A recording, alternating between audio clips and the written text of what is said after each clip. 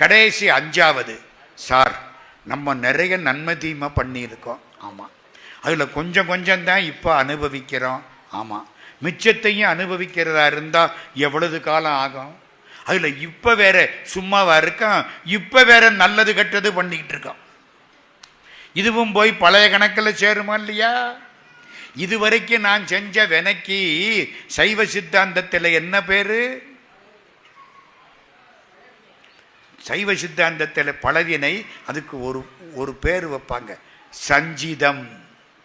என்னது? ரஞ்சிதம் இல்லை, சஞ்சிதம். இதுவரைக்கும் நான் செஞ்ச நல்வினை தீவினைக்கு என்ன பேரு? சஞ்சிதம்.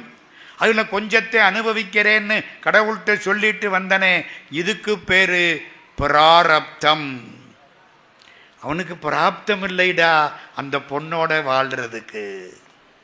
சொல்றீங்கல்ல, பிராரப்தத்தை தான் பிராப்தம்னு சுருக்கி விட்டிய. பிராரப்தம்னா என்ன? அனுபவிக்கிறவனே. இப்ப நல்லது கெட்டது பண்றமே, இது போய் சேரப்போகுதே, இதுக்கு பேரு ஆகாமியம். 3 வினை. அப்போ நடராஜாவை பார்த்தா 5 தொழிலும் தெரியணும். என்னென்ன தொழில்?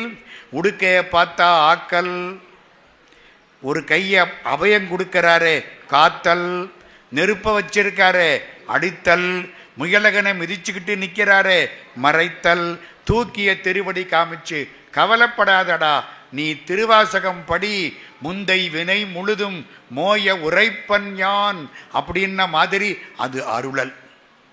ஆக நடராஜாவை பார்த்தா இனிமே 5 ஞாபகத்துக்கு வர